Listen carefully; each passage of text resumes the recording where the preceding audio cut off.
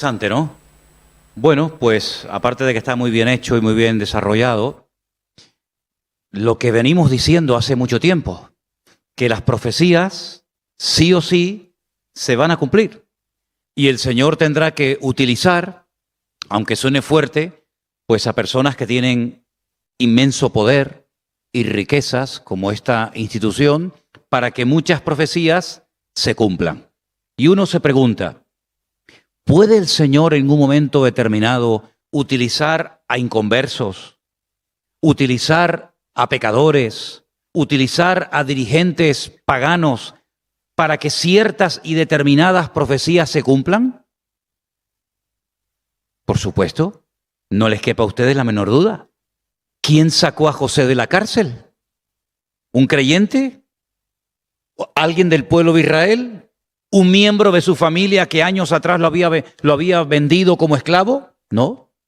¿Quién sacó a José de la cárcel? El faraón. Y el faraón no era un creyente.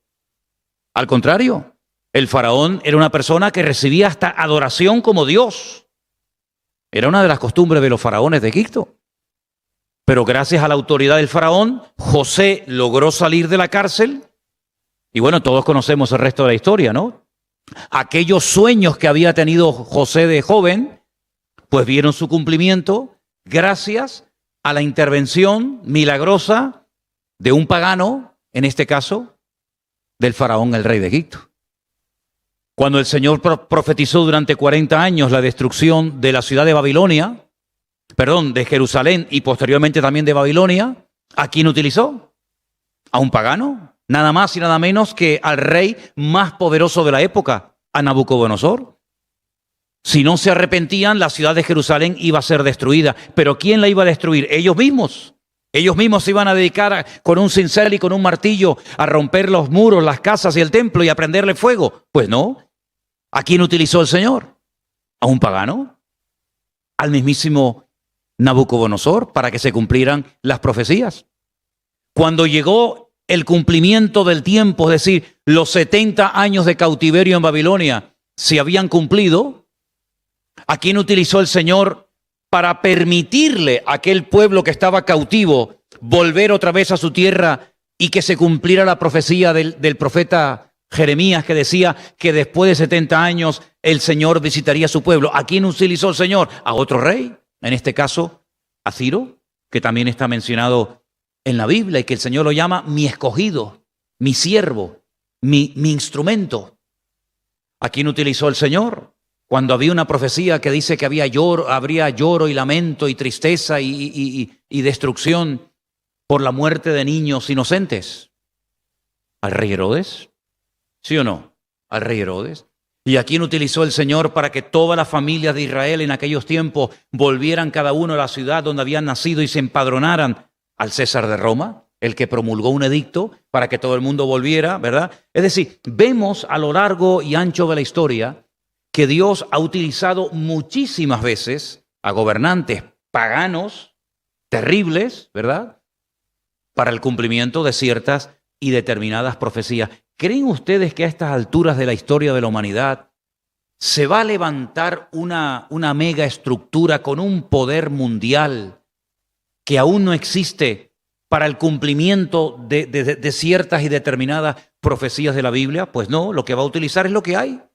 Y vemos cómo el Señor está utilizando todas estas cosas para el cumplimiento de las profecías de la Biblia.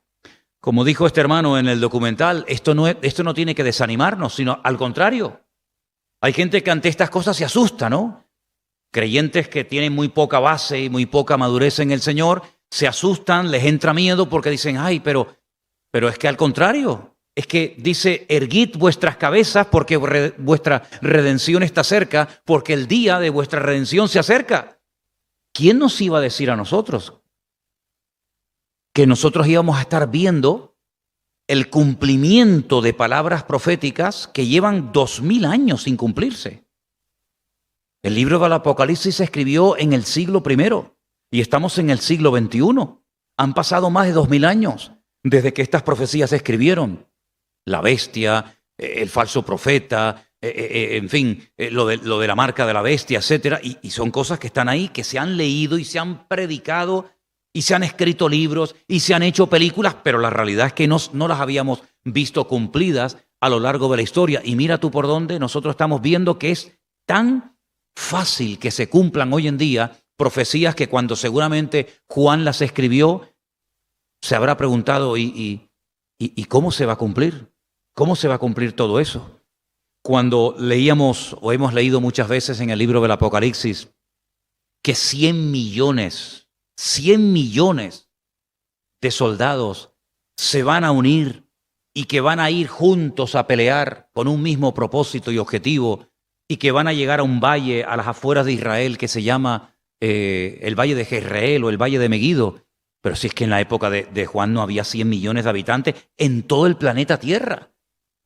Cuando él oye que van a ser 100 millones de soldados, me imagino que se habrá quedado con la boca abierta porque habrá pensado y habrá dicho, pero 100 millones, pero si no hay tantos millones en la Tierra, ¿y cuántos hay hoy en día, hermanos? Dice que hay ya 7.000 millones. Y según los cálculos, pues a 8.000 millones llegaremos en relativamente poco tiempo. Los siglos y siglos y siglos que se tardó en llegar a la famosa cifra de 1.000 millones y lo poco que se tarda hoy en día, ¿verdad?, para poder llegar a cifras aún mayores. Es decir, estamos viendo nosotros hoy en día cosas que muchos hermanos y muchos predicadores y muchas iglesias que leyeron estas profecías nunca las vieron cumplidas. Si nosotros en cierto sentido, a pesar de lo que tiene que venir y de lo que está sucediendo, somos en cierto sentido una generación privilegiada, ¿sí o no? Porque estamos viendo cosas que algunos hermanos las leyeron, las predicaron, murieron y no las vieron cumplidas. Cuando yo predicaba el domingo acerca de la figura del personaje del falso profeta, pues el falso profeta, todas las características que tiene y todo lo que hace y todo lo que dice y toda la autoridad mundial que tiene, pues hemos visto un pequeño anticipo en esta tarde de lo que significa y de lo que tiene esta mega estructura religiosa.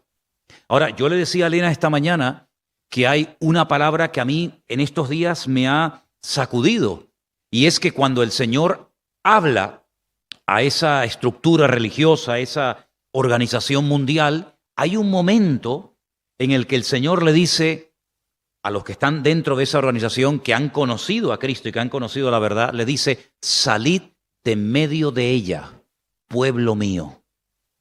Y eso a mí me ha golpeado mucho, porque mucha gente dice, no, son todos, cuidado, que nos podemos llevar muchas sorpresas. Salid de medio de ella, pueblo mío. Y hay mucha gente que se está dando cuenta de que han sido engañados, y Dios está dándole una oportunidad tremenda a millones y a millones de personas que han sido toda la vida católicos, pero que no han leído la palabra de Dios y que por lo tanto no tenían la verdadera información. Porque lo curioso es que muchísimos, no digo todos, pero muchísimos católicos ignoran la palabra de Dios, no leen las Sagradas Escrituras. Y claro, te llega una encíclica de esta, donde te presenta un mundo tan bonito, de fraternidad, de amor, de que todos somos iguales, de que todos tenemos derechos, sí, pero vamos a ver, ¿qué tenemos nosotros en común con personas que niegan rotundamente a Cristo? ¿Qué tenemos nosotros en común con personas que incluso en sus libros sagrados dicen que la figura de Cristo no es realmente como dice la Biblia, sino que la Biblia está equivocada y lo verdadero es lo que ellos escriben en sus libros religiosos? Yo no tengo nada en común con esas personas. Pero sin embargo, en esta encíclica, Fratelli Tutti, ¿verdad?, pues se motiva el hecho de que todos somos hermanos, no habla de conversión. Seremos hermanos cuando tengamos el mismo padre, digo yo, ¿no? Cuando tengamos el mismo padre podemos llamarnos hermanos, pero si usted tiene otro padre, otro Dios diferente al mío, ¿cómo va a ser usted hermano mío? ¿Verdad? Cuando haya arrepentimiento, cuando haya conversión, cuando haya un cambio genuino de dirección y se acepte a Cristo como el único camino, la única verdad y la única vida, entonces podemos sentarnos a hablar.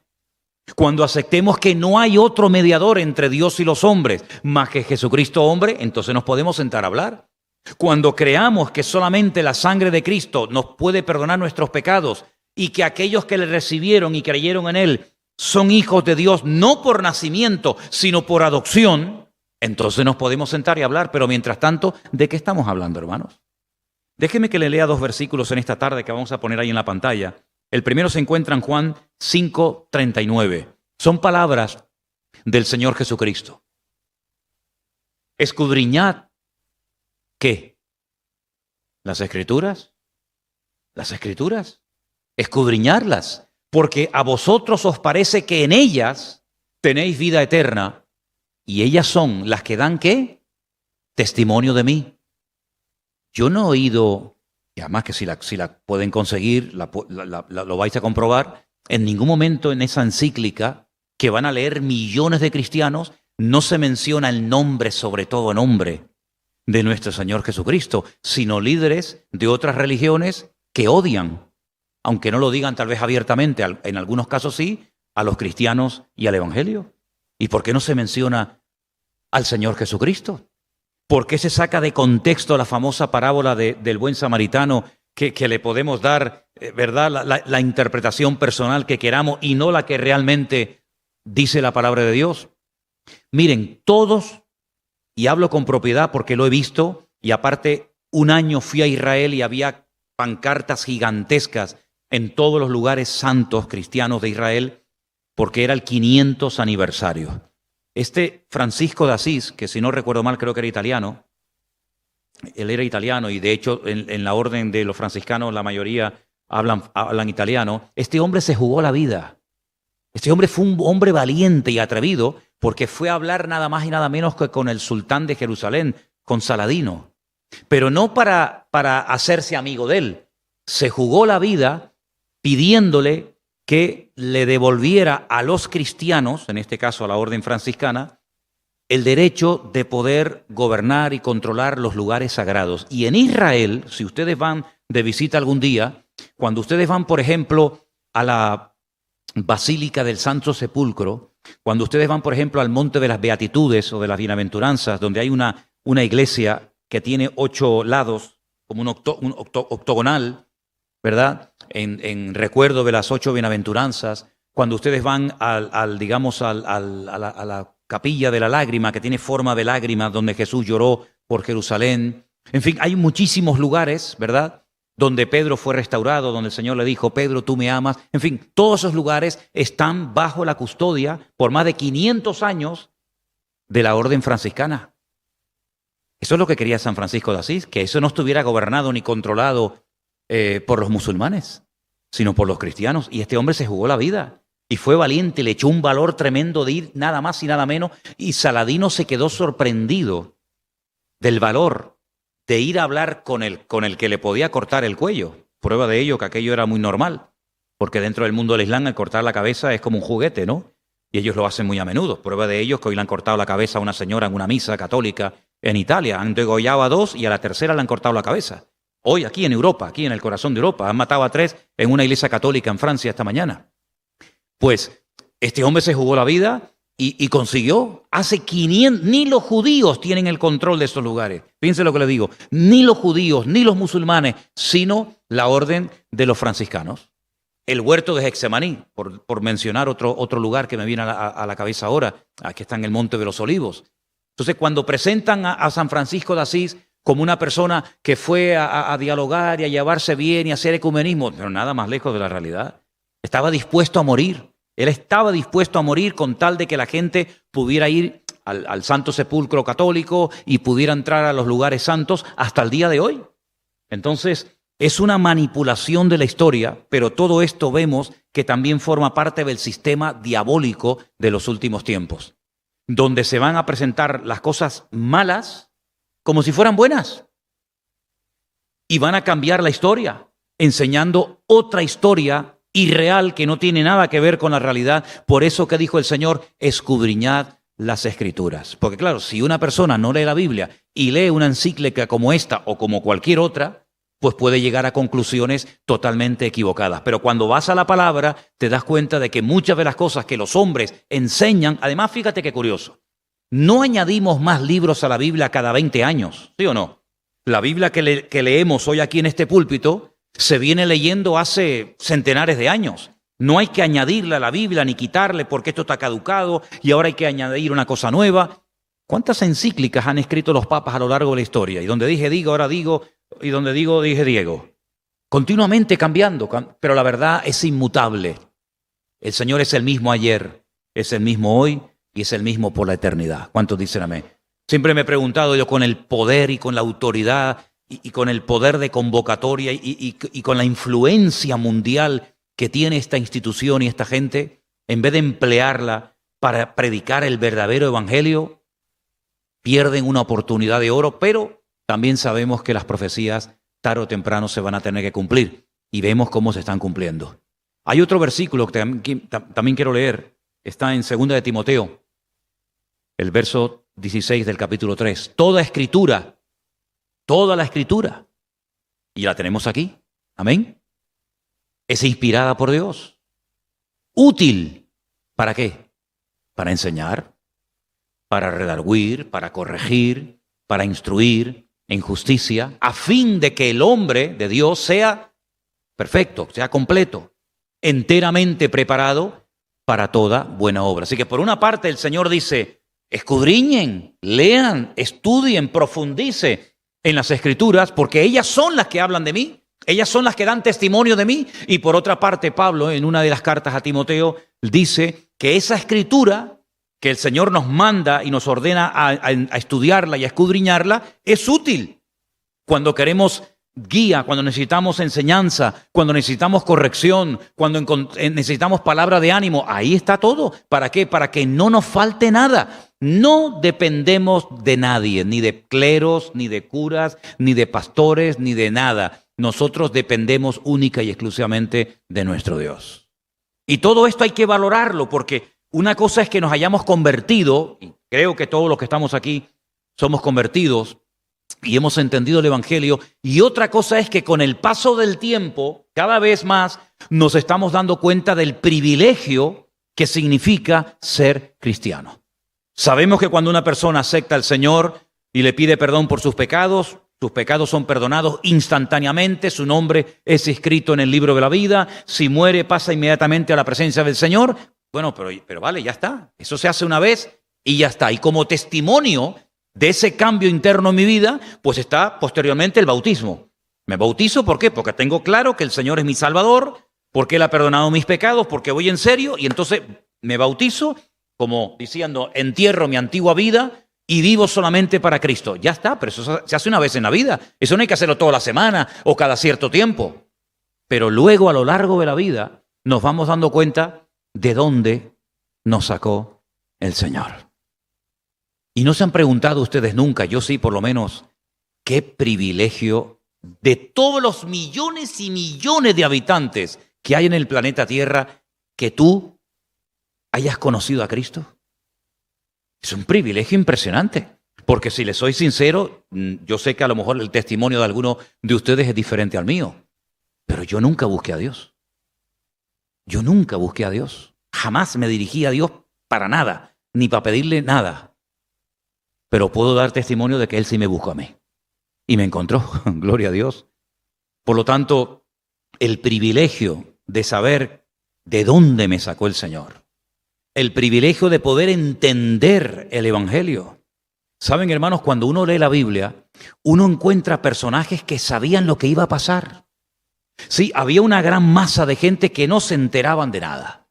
Había una multitud de personas que comían, bebían, se casaban, viajaban, y como que para ellos todos los días eran iguales. Pero, por ejemplo, pensemos en Noé. Noé sabía lo que iba a pasar y por eso se preparó. Porque Noé sabía perfectamente que al planeta Tierra le quedaba poco tiempo. Cuando el Señor le dijo, métete dentro del arca, él sabía que ya no había marcha atrás. No le iba a decir, bueno, sal un momentito, vamos a esperar una semanita más. Cuando el Señor le dijo a Noé, prepárate porque va a pasar esto, esto y esto, y le dijo, entra en el arca, él era el único junto con toda su familia que sabía perfectamente lo que iba a pasar. ¿Qué dijo el Señor haciendo un comentario acerca de la vida de Noé?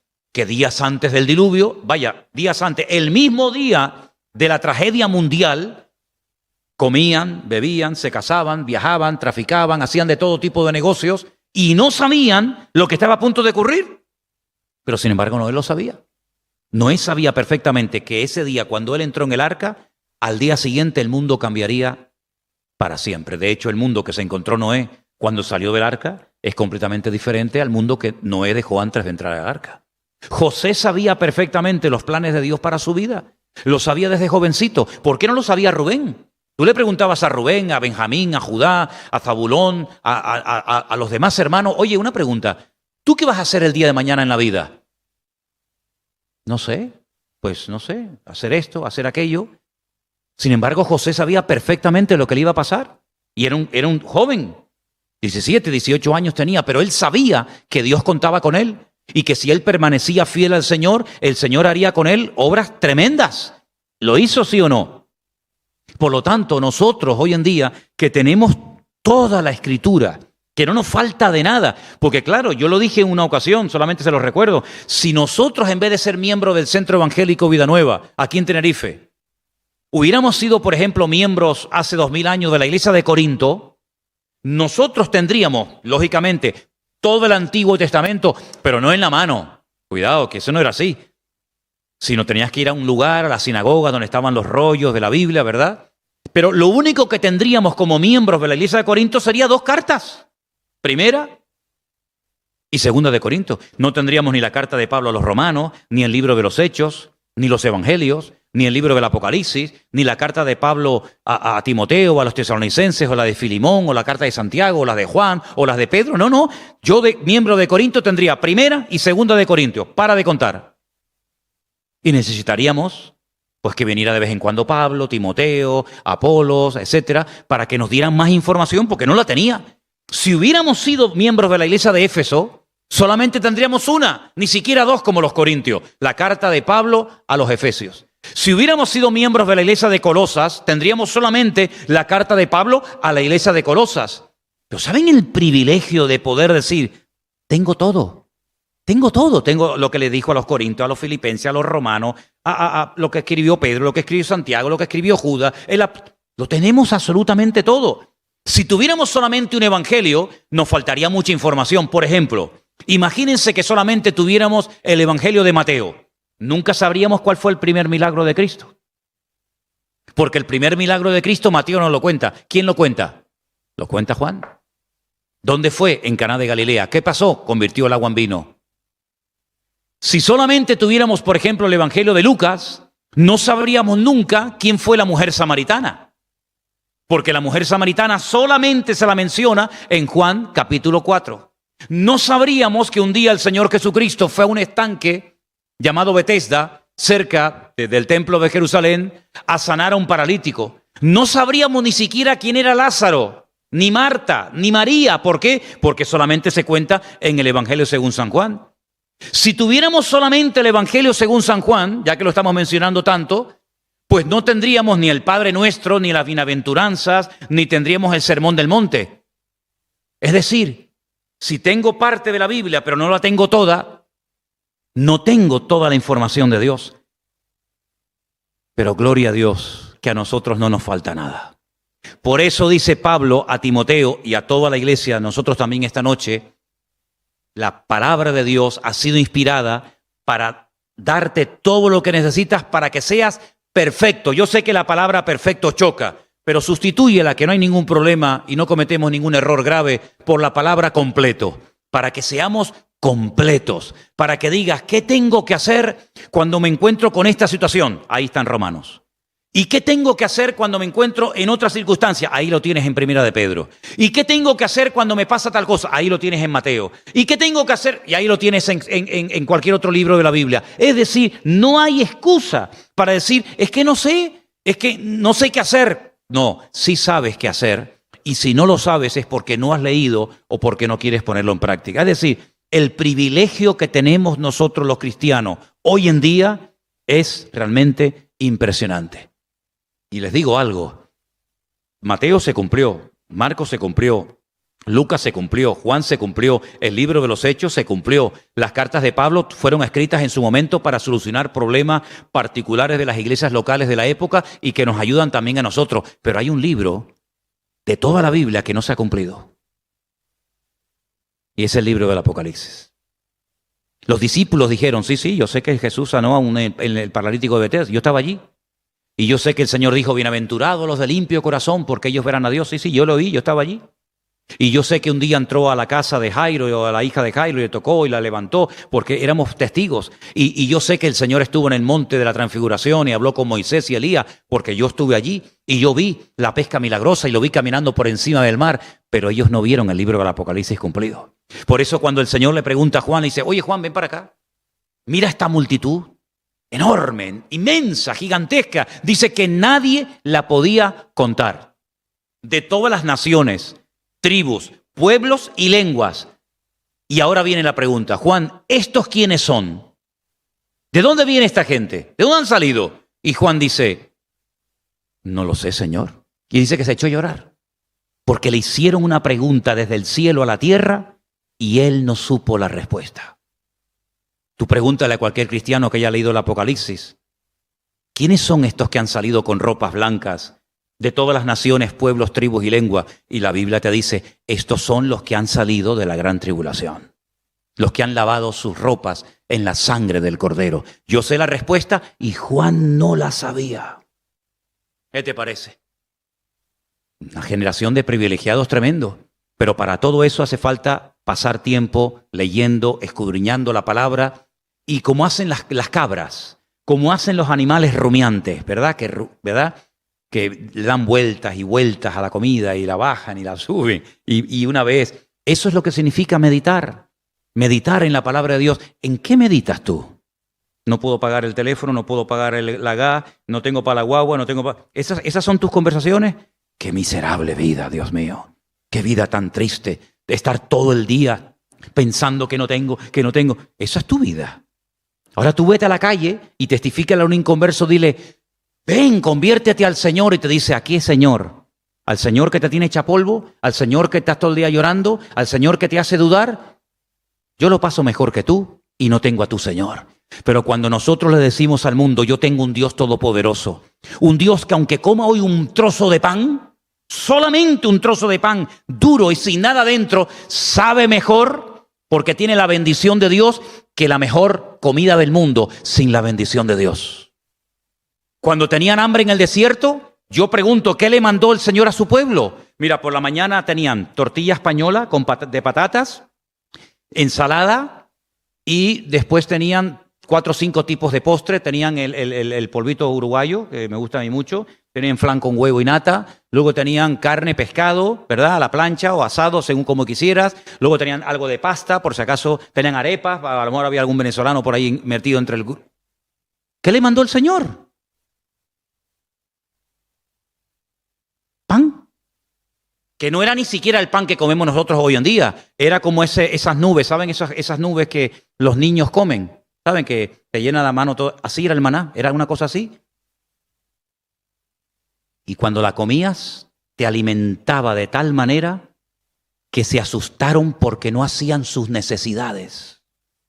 Y decían, vamos a morir, porque era comida del cielo, no se desechaba absolutamente nada. Y por eso el Señor les tuvo que dar muchísimas instrucciones. Los alimentó con maná 40 años. Solamente con esa comida podían haber sobrevivido 40 años. ¿Qué tipo de comida era? Dice, trigo del cielo, comida celestial. Fíjate tú, no era una comida muy variada, pero era una comida que te ayudaba a vivir perfectamente. Ese es nuestro Dios. El Dios que dice en su palabra en Proverbios, más vale bocado seco, sin nada, pero con la bendición de Dios, que casa llena de provisión sin la bendición de Dios. Yo un día no tenía ni dónde caerme muerto, no tenía nada para comer, iba viajando en el barco y tenía hambre. Y le cogí a mi madre de una caja de polvorones que tenía 2 polvorones. Antes de comérmelo, yo veía a la gente que iba a la cafetería, que comían, y además basta que no puedas para querer, ¿verdad? ¿No te pasa eso? Tienes dinero y no te compras nada. Cuando no tienes, ves a todo el mundo que compra un bocadillo, un helado, ¿verdad? Yo me subí a la cubierta del barco y le dije, Señor, gracias por la cena de esta noche. Oré, bendije los 2 polvorones, me sentaron a gloria. Me sentaron a gloria, me sentaron tan bien que recibí una fuerza, yo no sé qué llevaban, yo no sé mi madre qué le pondría a los polvorones, porque siempre la veía alegre, pero créame, lo poco con la bendición de Dios alcanza y satisface. Pero cuando no está la bendición de Dios, tú ves gente con dinero que tú dices, si eso es tener dinero, si esa es la vida de los ricos, no la quiero ni en pintura. Con problemas con los hijos, con depresiones, viven amargados, con miedo por aquí, miedo por allá, y uno dice, Señor, en paz me acostaré y asimismo dormiré, porque tú me haces vivir confiado. Vamos a descubrir la grandeza de gozarnos con lo poco. Vamos a descubrir la grandeza de la fidelidad de nuestro Dios, porque ahora estamos en tiempos de ver la fidelidad de nuestro Señor. Y cuando comas a partir de ahora, aunque sea poco, aunque sea repetitivo, y otra vez garbanzo, y otra vez caraota, y otra vez lo mismo, cada vez dile al Señor que te siente mejor la comida y que disfrutes de la comida, porque hoy han muerto miles de personas de hambre en el mundo, mientras nosotros por comer 3 días lo mismo, tal vez nos quejamos. Que Dios nos ayude a darnos cuenta del privilegio de ser cristianos en esta generación. Claro, humanamente hablando, yo me preguntaba hace unos meses atrás, decía, Dios Señor, a mí me dijeron que cuando todo se pusiera muy feo, tú nos llevabas a tu presencia. Pero de momento estamos aquí. Pero vamos a aprender a gozarnos en medio de este tiempo y demostrarle al mundo que nosotros tenemos un Dios poderoso y tenemos un mensaje importante que dar al mundo. ¿Cuántos lo creen? Es un tiempo de prueba. Está saliendo a la luz mucho de lo bueno que llevamos dentro y también de lo malo, como lo dije el otro día, y termino ya. En este tiempo sale la realidad de lo bueno que llevamos dentro, de la buena semilla que se ha plantado en nuestros corazones durante años, y también de algunas cosas que decimos, uy, mira, yo no sabía que tenía esto en mi vida, pero vamos a pedirle al Señor que siga tratando con cada uno de nosotros. Amén, hermanos. Oramos al Señor. Cierra tus ojos ahí donde estás, por favor. Y vamos a pedirle al Señor en esta noche que nos guarde, que guarde nuestra boca, nuestra mente, que guarde nuestra vida de malas actitudes. ¿Se acuerdan el famoso cartelito que hicimos durante el confinamiento? Léelo de vez en cuando, pégatelo en la frente, cuélgatelo en el cuello. Prohibido quejarse. ¿Se acuerdan? Prohibido quejarse. Señor, gracias te damos porque tú eres bueno y nos has sacado de Babilonia, Señor. Has abierto nuestros ojos y hemos conocido la verdad, y esa verdad nos ha llenado y nos ha hecho libres. Señor, abre nuestra boca y danos fuerzas y renuévanos cada día para que nunca tengamos temor de abrir nuestras bocas, ya que el mundo no tiene temor, ni vergüenza, ni miedo a proclamar sus mentiras, que nosotros los cristianos también lo hagamos y que aprovechemos toda oportunidad que se nos presente para decir que el Señor Jesucristo es nuestro Dios. Gracias te damos, Señor. Guárdanos como hasta el día de hoy de todo peligro y de todo mal, en el nombre de tu amado Hijo Jesús. Amén y amén. Gloria al Señor. Nos ponemos de pie esta noche, mis queridos hermanos. Vamos a levantar la ofrenda para la gloria y la honra de nuestro Dios. Nuestra hermana Rosa nos va a ayudar, y no sé si Raicé en alguna ocasión nos ha ayudado a levantar la ofrenda. No, bueno, pues hoy te vas a estrenar. Que el Señor les bendiga.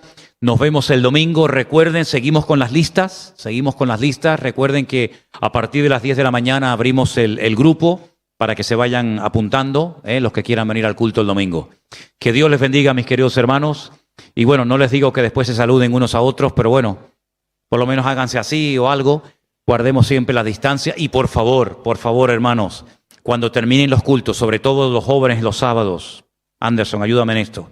Los domingos, por favor, Ujieres, ayúdenme en esto, que en la puerta no se hagan esas aglomeraciones de gente para que no tengamos problemas, ¿de acuerdo? Ya no estamos grabando, hemos cortado la grabación, hemos recibido una denuncia en nuestra iglesia del Puerto de la Cruz, los vecinos. ¿Qué? Ok, bueno, tenemos que orar para que el Señor guarde, que lo está haciendo, tenemos que orar para que el Señor guarde a nuestros hermanos del Puerto de la Cruz, porque ha habido gente que se ha quejado.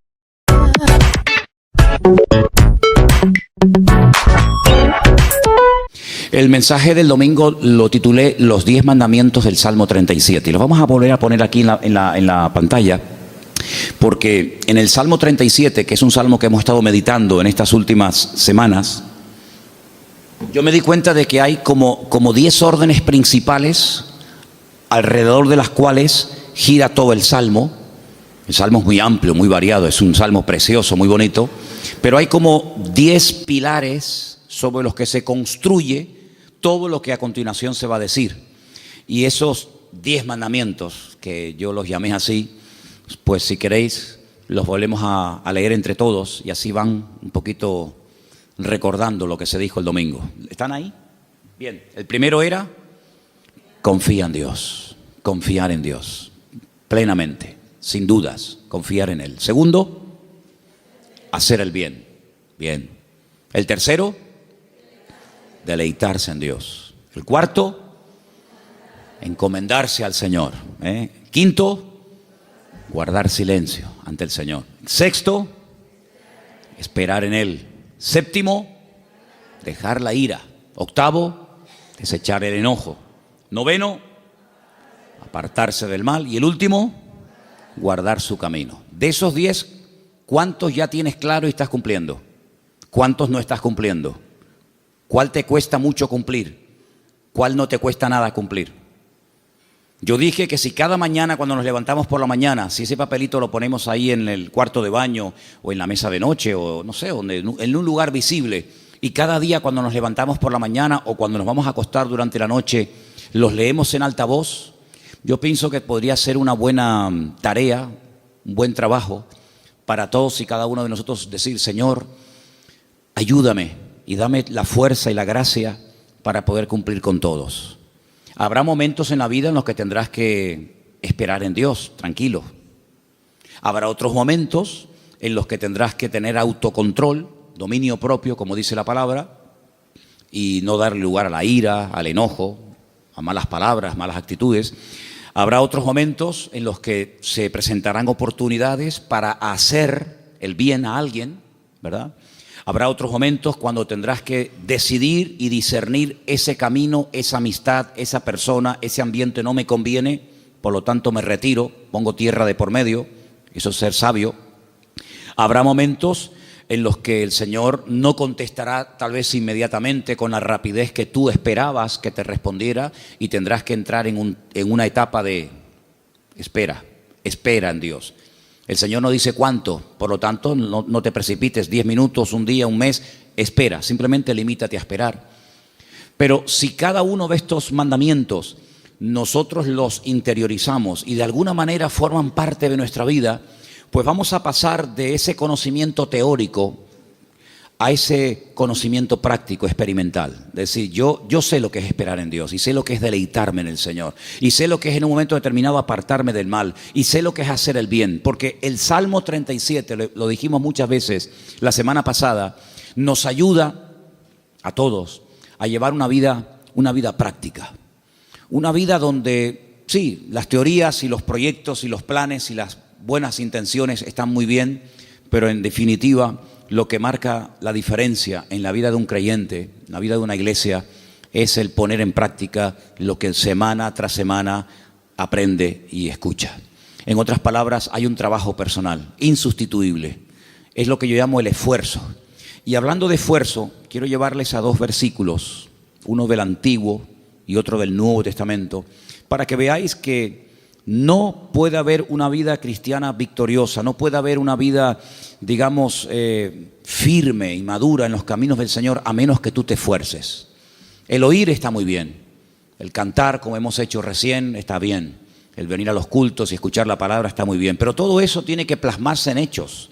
Todo eso tienes que llevarlo en algún momento puntual de tu vida, en tu trabajo, en tus estudios, en tu matrimonio, en tu familia. Tienes que llevarlo a la práctica, ¿verdad? Entonces vamos a ver con este texto de Josué capítulo 1, a partir del versículo 6, seguramente ya lo saben hasta de memoria, cómo el Señor le decía a este hombre, Josué, que fue el que sustituyó en el cargo a Moisés, nada más y nada menos, cómo lo animaba a tomar posesión de la tierra. Moisés no entró en la tierra prometida. Podía haber entrado, pero no entró. Y Moisés no se amargó. Moisés no se tiró de los pelos. Moisés no entró en una depresión diciendo tantos años de servicio. lo que yo he tenido que aguantar para después no poder entrar en la tierra prometida. Pero él entendió que el que escoge nuestra vida, el que tiene una voluntad diseñada perfectamente para nosotros, es el Señor. Y lo que tenemos que hacer es, como lo he dicho también muchas veces, jugar con la realidad, no con sueños, con planes, sino aceptar la realidad y gozarme en esa realidad y no estar con nostalgias, ni con lástimas, ni con penas, ni con ninguna actitud incorrecta, sino decir, bueno, no voy a entrar en la tierra prometida. Muy bien, no pasa nada. ¿Quién va a entrar, Señor? Josué. Yo voy a preparar, voy a animar, voy a asesorar, voy a aconsejar a Josué para que él termine el trabajo que yo no puedo seguir adelante. Es como cuando el Señor le dice a David, yo sé que tienes muchas ganas de construirme un templo, que por cierto yo nunca le he pedido a nadie que me construya ningún templo. El Señor le decía, ¿pero qué templo me van a construir a mí si el cielo es mi trono y la tierra es el estrado de mis pies? ¿Qué templo me vais a construir? Pero te hace ilusión construir un templo. Pues mira por dónde tú no me lo vas a construir. El hombre que más ganas tenía de hacer algo, el Señor no se lo permitió hacer. Y Salomón, que en ningún momento a título personal demostró que su ilusión en la vida era construir un templo, fue el que lo construyó. Son las cosas de la vida. Pero David no dijo, pues si yo no lo construyo, entonces no lo construye nadie. Como el refrán, ¿no? Ni como ni dejo comer. Ni gano las elecciones. No, eso es otro tema.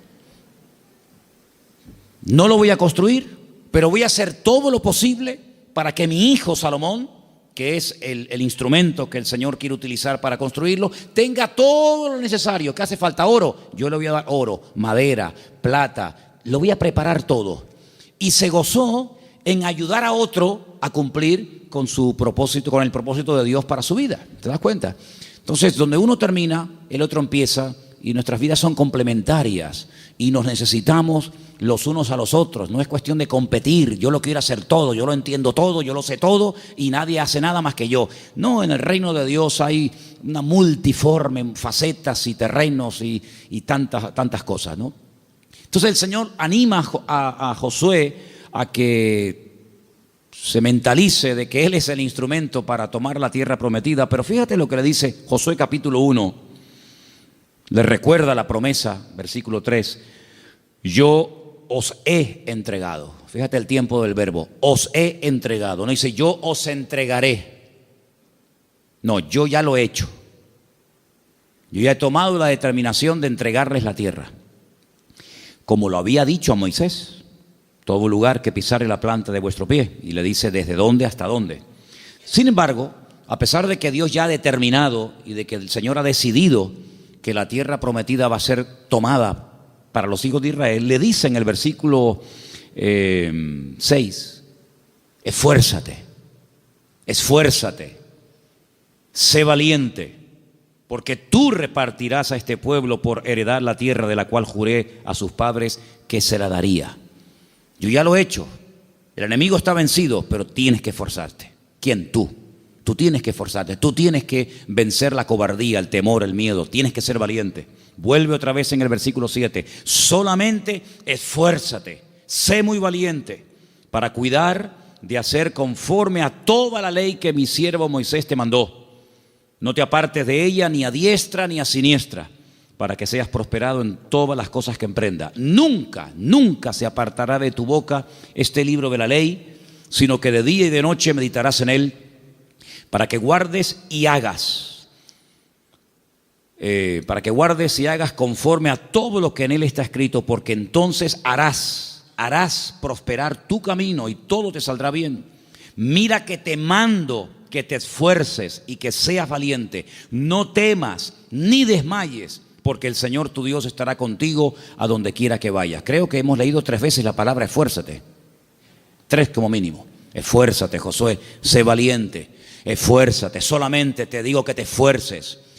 En otras palabras, no iba a ser fácil. La conquista de Canaán no iba a ser fácil. Era un país que estaba habitado, no era un país desértico, un país donde no había nadie. Claro, tomas posesión de la tierra. No, era un país que la gente no iba a querer irse de él. Había muchas, había 7 etnias, 7, entre comillas, naciones o pueblos que se creían propietarios de aquellas tierras. Al principio de los tiempos, si ustedes leen detenidamente el libro del Génesis, Dios repartió la tierra para que los seres humanos supieran dónde tenían que vivir. Pero el hombre, en ese deseo de ir más allá de lo establecido por el Señor, no se conformó con estar dentro de sus fronteras. Y los líos y los follones y los problemas y las guerras muchas veces se han producido precisamente porque los pueblos querían ir más allá del lugar que les tocaba o que les pertenecía. ¿Y cuántas guerras se han hecho porque esta nación quiere tener el terreno de aquella y aquella y aquella? Y tengo salida por el mar por aquí, pero también quiero tener salida por el mar por allá. Y si me tocaron montañas, quiero tener valles. Y si me tocaron valles, quiero tener montañas. Si me tocó el desierto. Entonces, los líos y muchas guerras se han comenzado, se han llevado a cabo cuando el hombre se extralimitó. El Señor le dijo a los filisteos, ustedes van a vivir aquí. Y le dijo a los moabitas, ustedes van a vivir aquí. Y le dijo a los egipcios, ustedes van a vivir aquí. Cuando el hombre acepta y acata el lugar donde tiene que estar, no hay problemas. Aprende a disfrutar, aprende a gozarte, y si te falta algo a ti y lo tiene la otra nación, aprendan a convivir, hagan intercambios comerciales. Ustedes que producen patatas y aquellos que producen trigo, pues aprendan a comerciar los unos con los otros, y no quieras tener las patatas, el trigo, las lechugas, los tomates y todo lo demás. Entonces, cuando el Señor le dijo al pueblo de Israel que les daría una tierra, todo el mundo sabía, porque esto se corría y todo el mundo lo sabía, que esa tierra no era de los filisteos. Los filisteos vinieron de la isla de Creta. Ese es el origen de los filisteos, de la isla de Creta. ¿Y por qué tienen que dejar la isla de Creta y marcharse a un país que no es de ellos? Cuando el Señor le dijo al pueblo de Israel, no ataques a los moabitas, no ataques a los amonitas, porque ellos tienen sus territorios, ellos son descendientes de Lot, sobrino de Abraham, por lo tanto no entren por ahí, no les quiten nada. Si tienen que pasar por su territorio, lo que consuman, páguenlo. Sin embargo, esas naciones que a veces no eran atacadas por el pueblo de Israel, ellos sí después atacaban al pueblo de Israel. Entonces hacía falta mucho valor y mucho coraje, mucha perseverancia y tenacidad para decir, no, esto Dios nos lo ha dado a nosotros. Y se van por las buenas o tendremos que hacer la guerra. Y claro, lógicamente, después de haber estado 40 años, entre comillas, porque hubo momentos difíciles, en paz, ahora se acabó el tiempo de paz, se acabó el tiempo del maná, se acabó el tiempo de que golpeo las piedras y sale agua. Y ahora llega el momento en el que hay que pelear y hay que luchar y hay que esforzarse. Y entonces Josué, sé que tienes 84 años de edad, que no era un niño, tienes que esforzarte, tienes que pelear, tienes que luchar. Y entonces vemos que a pesar de que el Señor estaba con él, se lo dice, yo estaré contigo, nadie te hará frente en todo lo de tu vida, tú esfuérzate. En otras palabras, haz tu parte. Si alguno piensa que esto era, bueno, porque era el Antiguo Testamento. Como era el Antiguo Testamento, pues tenía que ser así. Vamos a ir a 2 de Timoteo capítulo 2 para que veáis cómo el esfuerzo, el esforzarte en las cosas del Señor, el pelear por el Señor, también forma parte de una vida normal hoy en día. 2 de Timoteo capítulo 2 del 1 al 3 y dice así, tú pues, hijo mío, esfuérzate. Las mismas palabras que le dijo el Señor a Josué, ahora el Señor a través de Pablo se las dice a Timoteo. Esfuérzate en la gracia que es en Cristo Jesús. Lo que has oído de mí ante muchos testigos, esto encarga a hombres fieles que sean idóneos para enseñar a otros. Y dice, y tú sufre. ¿No será una mala traducción? No.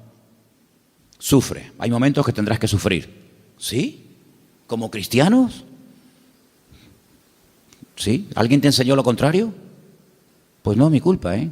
Si alguien te dijo lo contrario, te tomaron el pelo. Porque aquí en la Biblia le dice el Señor a Timoteo, sufre penalidades como buen soldado de Jesucristo. Ay, amigo. Ninguno que milita se enreda en los negocios de la vida, a fin de agradar a aquel que lo tomó por soldado. También el que lucha como atleta no es coronado si no lucha legítimamente. Dice, considera, el 6, el labrador para participar de los frutos debe trabajar primero. Considera lo que te digo y el Señor te dé entendimiento en todo. La palabra biná, es decir, un conocimiento experimental. Si tú tienes que aprender a experimentar en carne propia lo que yo te estoy diciendo, así con palabras que aparentemente son muy fáciles, pero tú tienes que aprender a interiorizarlas y a practicarlas. Por lo tanto, vemos que Josué se tenía que esforzar para tomar posesión de una tierra física, y Timoteo y todos los creyentes tienen que esforzarse para poder tomar posesión de las bendiciones que el Señor nos ha dado y a cada uno de nosotros. ¿Qué quiero decir con esto? Lo primero, que los cambios no se producen automáticamente. No es que, bueno, yo soy ahora un carnal y mañana así me levanto y soy el hombre más espiritual de toda la historia de la cristiandad. No, eso es un trabajo, Es un trabajo, es un esfuerzo, es disciplina, es tenacidad, es constancia, es perseverancia. Eso es lo que dice la palabra. Y por eso en el Salmo 37, en esa lista que pusimos llamada los famosos 10 mandamientos del Salmo 37, vemos que el rey David lo tenía clarísimo, que hay que confiar, que hay que pelear, hay que evitar ciertas cosas, hay que hacer otras cosas. Y eso es en definitiva la vida de un creyente. Ahora, en 2 de Timoteo, en el capítulo 3, versículo 16, está el versículo, uno de los versículos más conocidos de esta carta. Versículo que muchos de ustedes seguramente conocerán de memoria, donde dice: toda la escritura es inspirada por Dios y útil para enseñar, para redarguir, para corregir, para instruir en justicia, a fin de que el hombre de Dios sea perfecto, enteramente preparado para toda buena obra. Habrá momentos en los que el Señor nos tendrá que enseñar algo a través de su palabra. Habrá momentos en los que el Señor nos tendrá que instruir, en otros momentos corregir, en otros momentos disciplinar, en otros momentos animar, en otros momentos sacudir, pero el Señor, a lo largo y ancho de toda la Escritura, que está inspirada por su Espíritu Santo, la va a utilizar en momentos puntuales de nuestra vida para formarnos, dice, a fin de que podamos llegar a ser una persona completa, porque eso es lo que significa el término perfecto, completo, que no sea una vida llena de desequilibrios, que soy muy fuerte en un área, pero en otros hay un desastre, ¿no? Como esos famosos futbolistas que dicen, oye, remata con la cabeza de maravilla, pero luego con la pierna derecha es un inútil, o al revés, o con la pierna derecha es muy bueno y con la izquierda es muy malo. Es muy difícil a veces en el mundo del fútbol encontrar a un futbolista que juega bien con la derecha, con la izquierda, que remate, que defienda. Es muy complicado, sale uno de 1.000.000, si es que sale. En la vida cristiana a eso es lo que tenemos que apuntar. Tal vez no seremos un virtuoso a la hora de tener un conocimiento tremendo de la palabra, pero es mucho mejor tener un equilibrio en todas y cada una de las áreas de la vida de un creyente que ser demasiado exagerado lo que destacamos en un área y luego un desastre en otras muchas. La vida cristiana es un complemento de muchos elementos que son los que nos van a ayudar y van a apuntalar nuestra vida para que podamos llegar a esa dimensión, a ese nivel espiritual que Dios tiene para cada uno de nosotros. Pero una de las cosas que tenemos que tener claro en nuestra vida, si ustedes quieren verdaderamente ir en serio con el Señor, primero es trabajar con la realidad. Uno dirá, bueno, es evidente, sí, es evidente, pero muchas veces como que no se tiene claro. Yo tengo que trabajar con mi realidad presente, no con la realidad que me gustaría o con la realidad que tuve, sino con mi realidad actual. Yo dije el otro día que hay tres puntos principales. Cuando uno quiere crecer en el Señor, tiene que adaptar su vida a la edad, a las circunstancias y al propósito de Dios. Entonces, ¿cuál es mi realidad presente? Bueno, pues mi realidad presente es que no tengo trabajo, ¿vale? No, es que yo tuve un trabajo hace años buenísimo, pero ¿lo tiene ahora, hermano? No, llevo 5 años sin trabajar. ¿Esa es su realidad? No, pero yo algún día tendré. Amén. Pero ¿cuál es su realidad presente? Hombre, yo cuando era joven recorría todos los pueblos llevando Biblias y Nuevos Testamentos a la gente, pero es que hoy en día ya no puedo caminar, estoy en una silla de ruedas, por poner un ejemplo. Entonces, ¿cuál es su realidad, hermano? Que ahora no se puede mover tanto como antes. Pues entonces tiene que adaptar su vida y su tiempo a la realidad presente. Ya no puede ir por todos los pueblos caminando como a usted le gustaría y lo hizo en su momento. Ahora a lo mejor es tiempo de pararse y escribir un libro, o de orar más, o de leer más la palabra. ¿Se da cuenta? Entonces, adaptar nuestra vida a la realidad y a las circunstancias. Hay algo muy importante que incluso el Señor no le retiró, fíjate lo que te voy a decir, el Señor no le retiró ni siquiera al pecador la capacidad de corregir sus errores. Hay un pasaje en el Antiguo Testamento que lo vamos a leer ahora, donde vamos a ver cómo el Señor, cuando el hombre cae, cuando el hombre hace algo malo, no lo deja a la deriva, como diciendo, bueno, amigo, has fallado, has pecado, ahí te quedas. Sino que el Señor siempre nos dará a todos la capacidad de poder corregir algo que hemos hecho o que estamos haciendo mal.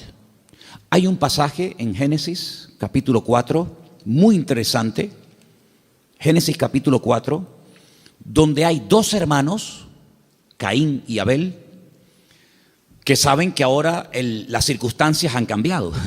Y ahora no puedo acercarme a Dios como mi padre se acercaba hace años atrás o hace tiempo atrás. Ya eso ha cambiado.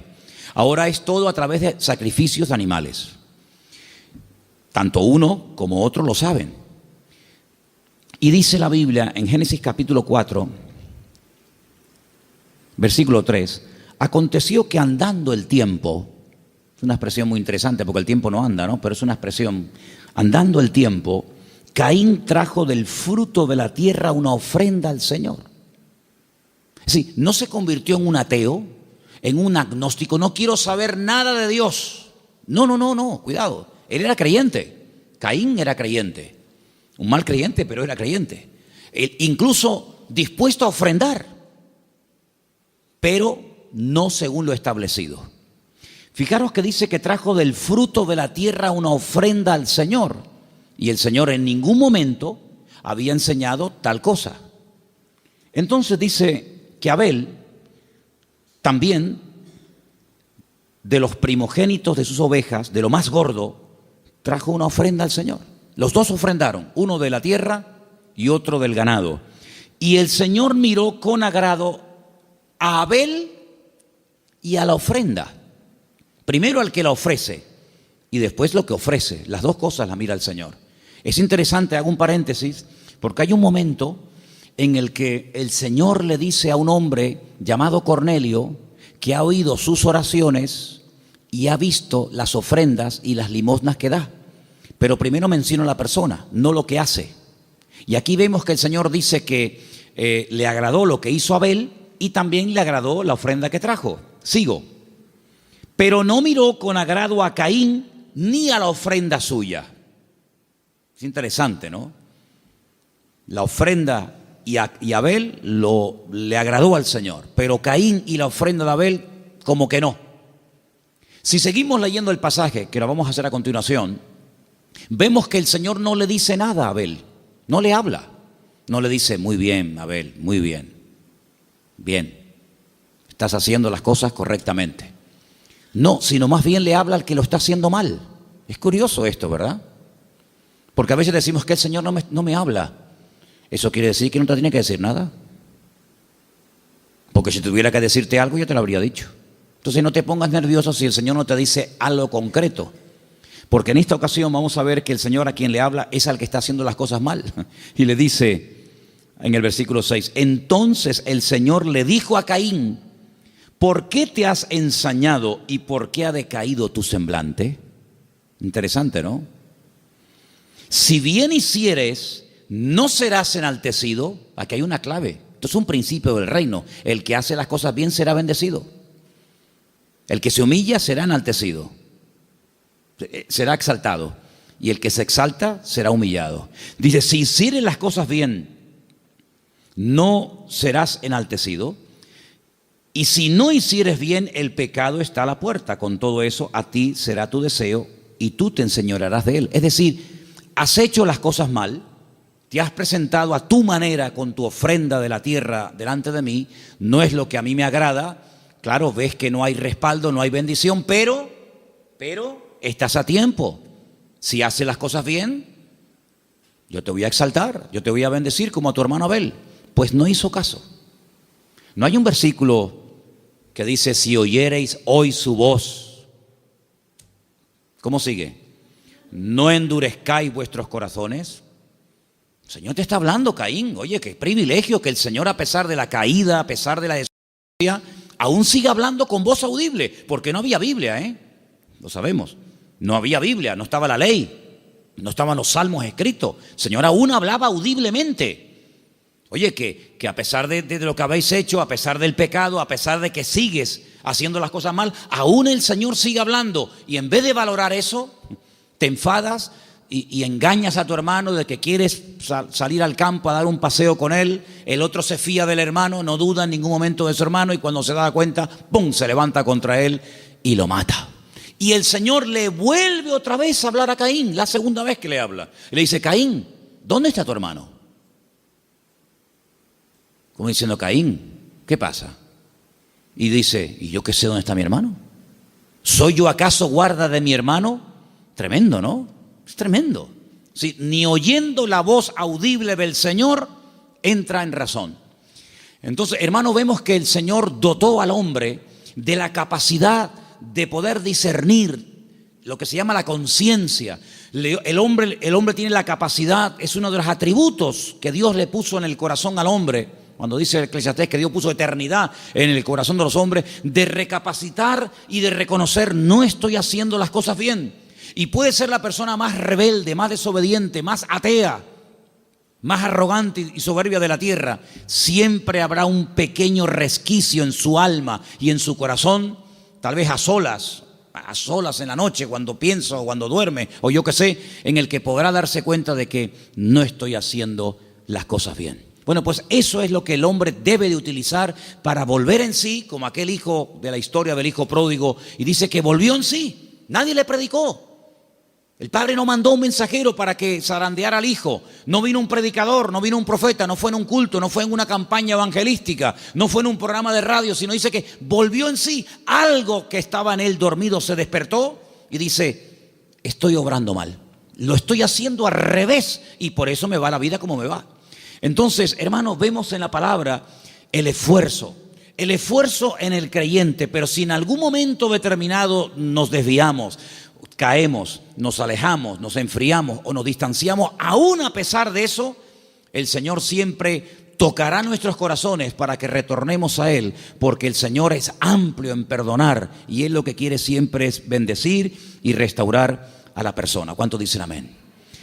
Pero tenemos que saber reaccionar correctamente. El problema es que muchas veces no sabemos cómo actuar ante lo que nos está pasando. Y entonces a veces comenzamos a tratar de cambiar o de corregir o de restaurar nuestra vida desde conceptos equivocados. Y cuando partimos de una premisa, de un punto de equivocación o de mentira, todo lo que construyamos se nos viene abajo. Tenemos que aprender a arrepentirnos. Tenemos que aprender a ser restaurados. No es tocar un botón. El otro día me decía un hermano: hermano, ¿tú no crees que sería bueno en la página web de la iglesia poner la oración de fe? Y yo le dije: ¿cuál es la oración de fe? Y me dice: esa oración donde dice: Señor, te pido perdón por mis pecados y acepto a Cristo, ¿no? ¿Sabéis? ¿No? Y tal. Y digo: ¿y tú crees sinceramente que una persona que entre en la página web y haga esa oración ya es salvo? Dice: bueno, no sé. Digo: mira, en la mayoría de las ocasiones en las que una persona hace esa oración, si esa persona verdaderamente después no tiene una constancia en el Señor, es simplemente una oración que se ha hecho. La conversión no es repetir una oración en altavoz. De hecho, si ustedes tienen algún texto que me puedan mostrar, yo estoy abierto a ser corregido. Pero me gustaría encontrar en algún momento en la Biblia cómo se convertía la gente. ¿Cómo se convertía la gente en la Biblia? El Señor nos decía: a ver, ¿cuántos quieren aceptarme? ¿Cuántos quieren aceptarme a mí? Levanten la mano, repitan conmigo: Señor Jesús, Señor Jesús. El Señor no hacía eso. Por ejemplo, ¿cómo se hacía en la Biblia? Hay un momento en el que Pedro dice: arrepentíos y convertíos para que sean borrados vuestros pecados y bautícense. Sí, hay una acción, hay unos cambios, ¿verdad? Hay algo que tienen que hacer. El etíope eunuco dice, yo creo en Jesucristo, ¿qué impide que yo sea bautizado? Dice, bueno, pues si crees, vamos a bajar a las aguas. En otras palabras, no es simplemente hacer una oración y esperar así un cambio radical, sino que es todo un trabajo. Y hay gente, aunque suene extraño lo que les voy a decir, hay gente que se ha ido convirtiendo poco a poco. Hay gente que se convirtió así, de repente. Y hay otros que se han ido convirtiendo poco a poco.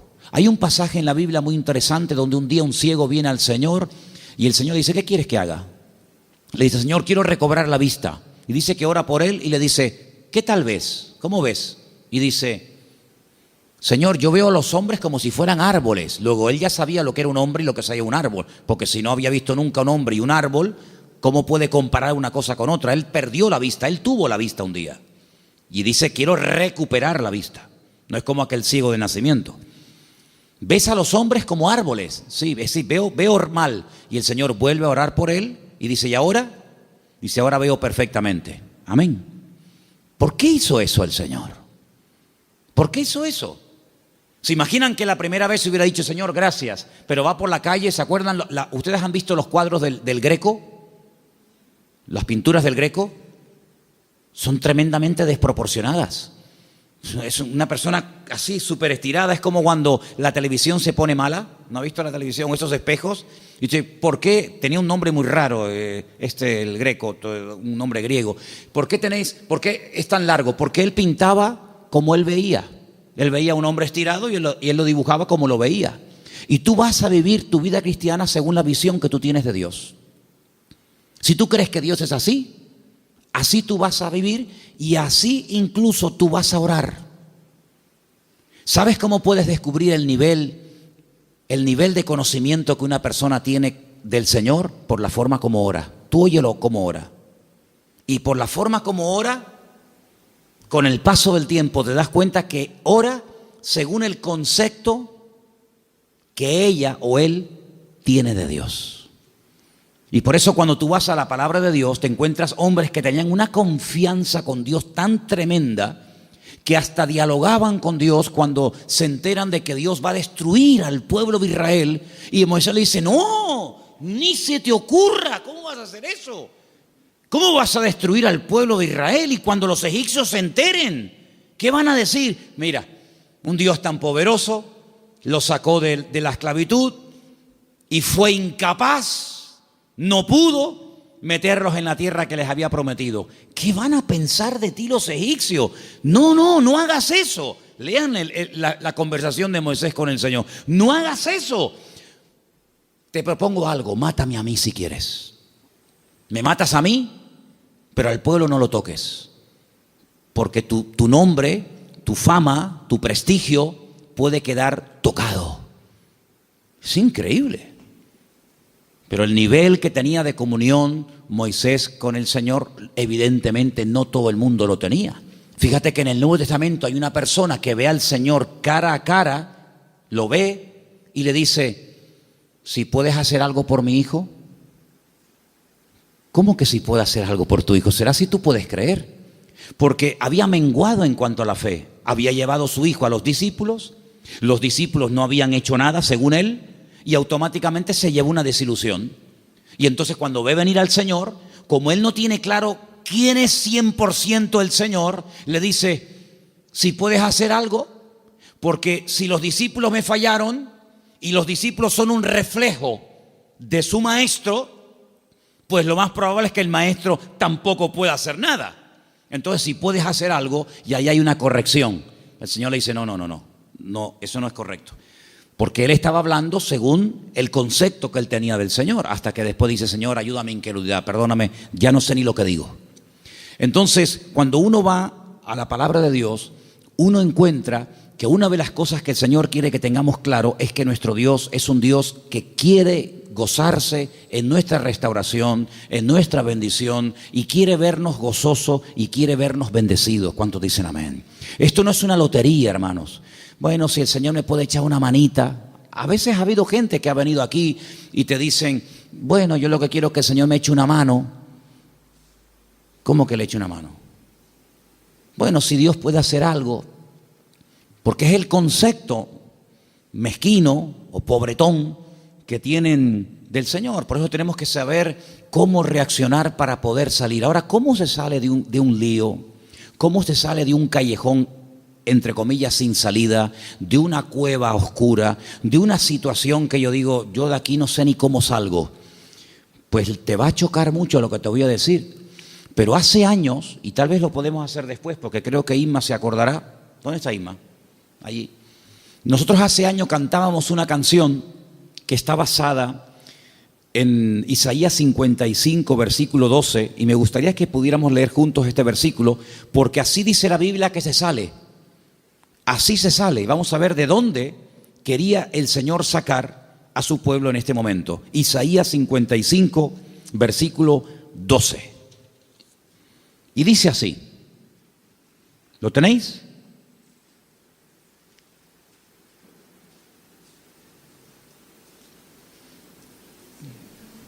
Ahí está, ¿no? ¿Lo leemos juntos? Porque con alegría saldréis y con paz seréis vueltos. Los montes y los collados levantarán canción delante de vosotros y todos los árboles del campo darán palmadas de aplauso. ¿Esto qué es literal? Si usted va ahí ahora por el Monte de las Mercedes y va a encontrar los árboles así. Hermano, yo fui al monte, fui a orar y no vi los árboles aplaudir. ¿Sabe que muchas veces los hombres son comparados con árboles y los árboles son comparados con hombres? ¿Dónde dice eso? Bueno, dice en muchas partes, pero si quieres un texto, Salmo 1:1. Bienaventurado el varón que no anduvo en consejo de malos, ni en camino de pecadores, ni en silla de escarnecedores. Será como árbol. Será como árbol plantado junto a corrientes de agua, que da su fruto en su tiempo, su hoja no cae, y todo lo que hace prosperará. Ahí hay hombres que ponen en práctica la palabra, que son comparados con árboles. Le decía a Moisés, cuando vayan a atacar una ciudad, vean si la ciudad tiene árboles. ¿Qué más da si la ciudad tiene árboles o no tiene árboles? Dice, no los cortéis. Cuando el Señor le dice, y espero que no perdáis el hilo de lo que estamos hablando, pero cuando el Señor le dice a Abraham, voy a destruir Sodoma y Gomorra. El Señor dice, ¿cómo vas tú a destruir? Abraham conocía a Dios. Dice, pero ¿cómo vas tú a destruir Sodoma y Gomorra? Y si hay 50 justos, tú no puedes destruir una ciudad, porque los 50 justos dan protección a la ciudad. Pero el Señor dice, pero cuando el Señor le dice a Abraham que la va a destruir, Abraham dice, es que a lo mejor no hay 50, pero hay 45, y hay 40, y va bajando, porque el Señor le enseñó a Abraham que una persona puede llegar a proteger una ciudad entera. De hecho, hay países que no han sido destruidos por la presencia de los hijos de Dios en ese pueblo. ¿Qué te parece?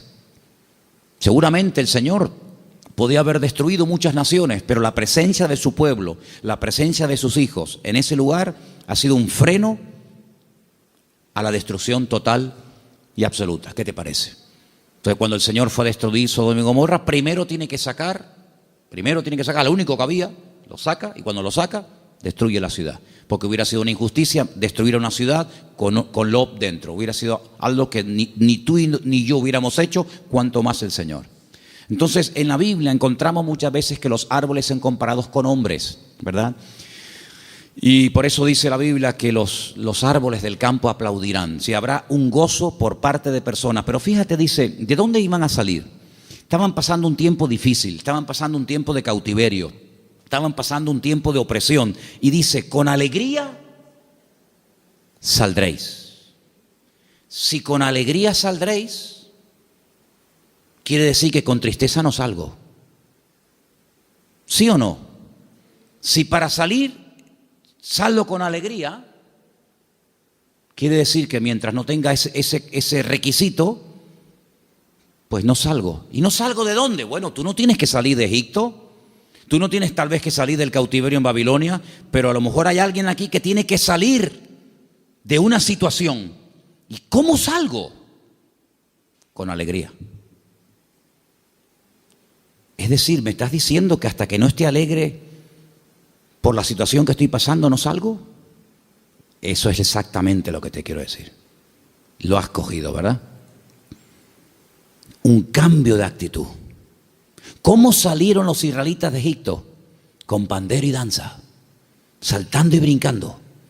Miriam, la profetisa, la hermana de Moisés y Aarón, cogió un pandero y comenzó a danzar. Salieron saltando, brincando, alegres. Porque el pueblo de Dios tiene que marcar una diferencia. ¿Qué es lo que hace la tristeza? Yo dije el domingo pasado, si ustedes se acuerdan, que tratar con el pecado, vencer al pecado no es tan complicado. Si tú cometes un pecado, pides perdón, te arrepientes de verdad delante del Señor, Dios te perdona y olvida. Pero las secuelas, las consecuencias, a veces pueden llevar años. Y es ahí donde el diablo se hace fuerte. No en el pecado, porque el pecado lo has confesado, Dios te ha perdonado, Dios no se acuerda de lo que estás diciendo, pero todavía en tu mente juegan las malas pasadas de tus errores, de tus fracasos.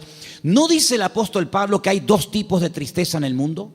Lo dice a los Corintios, dice, hermano, la tristeza según el mundo produce muerte, pero la tristeza según Dios produce restauración. En otras palabras, cuando estoy triste, busco a Dios. Cuando busco a Dios, soy restaurado. Cuando busco al Señor y soy restaurado, automáticamente veo la vida desde un punto de vista diferente y comienzo a experimentar el gozo de la salvación en medio del pozo, en medio de Egipto, en medio de la opresión, en medio de la enfermedad. Y entonces dice que se produce una liberación. Con alegría saldréis, seréis guiados con paz. Y es una actitud que yo tengo que decidir, querer tenerla, porque la tristeza, hermano, mata la fe. La tristeza no te deja pensar con claridad. La tristeza te mete en una cueva y te cierra todas las puertas, te tapa todos los agujeros y no ves salida por ninguna parte. Y por eso el libro de Isaías dice que el pueblo de Dios tiene que aprender a salir con alegría. Tómate esta palabra esta noche. Yo voy a salir con alegría de esta situación. ¿Cuántos dicen amén? Hermanos, ¿cómo salió José de la cárcel? Amargado, que yo te interprete los sueños y yo no interprete los sueños a nadie. No, salió con gozo. Cuando los hermanos vinieron, estaban peor sus hermanos que él, que había estado en opresión. Pero él dice, todo esto que aparentemente ha sido una tragedia, todo esto que ha sido aparentemente un desastre, todo esto lo permitió el Señor. Porque al fin y al cabo todos tenemos que venir a Egipto. Yo llegué el primero, ustedes llegaron después. Pero todo ha estado en todo momento controlado y dirigido por nuestro Dios. ¿Cuántos dicen amén? ¿Por qué a veces Dios permite que tengamos fracasos o que las cosas no salgan como yo esperaba? Por una sencilla razón, porque es el mejor antídoto para vencer el ego. Cuando algo te sale mal, tienes que reconocer que somos seres imperfectos, que dependemos del Señor absolutamente para todo, y el ego es golpeado, y es ahí donde Dios puede comenzar a hacer una obra tremenda en la vida de todos y cada uno de nosotros. Pero lo importante es que yo nunca me desconecte de la realidad en la cual ahora el Señor está tratando con mi vida. El domingo pasado, cuando terminó el culto, le compartí a unas hermanas que se me olvidó decir algo que incluso lo tenía anotado y no sé por qué se me pasó y no lo dije, pero creo que el Señor quiere que lo diga hoy, porque estamos hablando acerca de cómo salir de situaciones, estamos hablando de interiorizar y poner en práctica verdades y principios bíblicos, y hay algo que es fundamental para poder aceptar la realidad y para poder comenzar a ser tratado y bendecido por el Señor. Y quiero llevarles al último texto, y está en Génesis. Volvamos a Génesis, capítulo 3. Capítulo 1 es la creación. También el capítulo 2 nos habla acerca de la creación, cómo Dios va poniendo todo en su sitio, todo en orden. Pero cuando llegamos al capítulo 3, amigos, todo cambia. La ruina. El hombre peca, el hombre desobedece, el hombre se desconecta de Dios, y ahí empiezan unas conversaciones muy interesantes que yo creo desde mi punto de vista que todo lo que Dios habló con Adán y lo que Adán seguramente le contestó al Señor, todo no está ahí, pero lo que el Señor quiere que sepamos sí está ahí. Y hay un momento en el que el Señor en el capítulo 3 le dice a Adán, recién acaba de pecar, recién acaba de desobedecer al Señor. Y entonces el Señor le dice en el capítulo 3, versículo 11, Dios le dijo: ¿quién te enseñó que estabas desnudo? No espera que le responda, le hace otra pregunta y le dice: ¿has comido del árbol que yo te mandé que no comieses? Como diciendo el Señor: si tú te has dado cuenta de que estás desnudo, sin argumentos, ¿no será que habrás comido del árbol? Se lo está diciendo de una forma indirecta. Y ahora mira la respuesta del hombre. Es decir, Dios ya le está diciendo que Él sabe la razón. Él sabe por qué te sientes mal. Él sabe por qué te escondes. Él sabe por qué huyes de mí. ¿No será que habrás comido del árbol? Te lo está diciendo. Y le dice a Adán. Entonces, el hombre dice: la mujer que me diste por compañera me dio del árbol y yo comí. Es decir, que si no me la hubieras dado, yo no hubiera comido. ¿Te das cuenta? A veces cuando uno lee estos textos tan aparentemente sencillos, uno dice: bueno, tiene razón, ¿no? La mujer peca, llega y le ofrece el fruto a su marido, el marido peca, y entonces el marido dice: bueno, aquí hay una transmisión. Yo no fui al árbol y pequé, la que fue ella. Yo estaba haciendo otras cosas. Entonces fue ella la que viene y me da y yo como. Luego, aquí el problema no está en mí, el problema está en ella que... Espera. Pero cuando tú lees el versículo 12, hay algo muy interesante aquí y dice: la mujer que me diste por compañera me dio del árbol y yo comí. ¿En qué tiempo está el verbo comer? En pasado. Yo comí. ¿Sabes que el otro día estaba leyendo este texto y lo comparé con libros y comentarios y no dice yo comí? El tiempo está conjugado en futuro. Dice yo comeré. Es decir, ¿qué me estás diciendo? ¿Me estás diciendo que has comido? Porque el Señor sabe que has comido y que vas a volver a comer. Eso es lo que tú me estás diciendo. Porque es como una desfachatez, ¿no? Como diciendo: mira, lo hice y lo volveré a hacer. No van por ahí los tiros. ¿Por qué el Señor trata con Adán y lo restaura y le da una salida? Porque el Señor le dio una salida, ¿sí o no? Lo primero hay que tomar medidas. Aquí ya no puedes estar. Este ya no es tu terreno. Ya no cumple los requisitos para poder seguir en este nivel. Vamos a bajarte de nivel. Tienes que salir del jardín del Edén. Yo me encargaré de que no vuelvas. Vas a vivir fuera del jardín del Edén, pero puedes seguir teniendo comunión conmigo, podemos seguir hablando, podemos seguir teniendo relación, pero ahora será de una forma diferente y establece, como ya sabéis, el tema de sacrificios. Pero ¿por qué le dice a Adán, yo comeré? Porque Adán lo que le está diciendo al Señor, de una forma indirecta y directa: he perdido el control, lo volveré a hacer otra vez.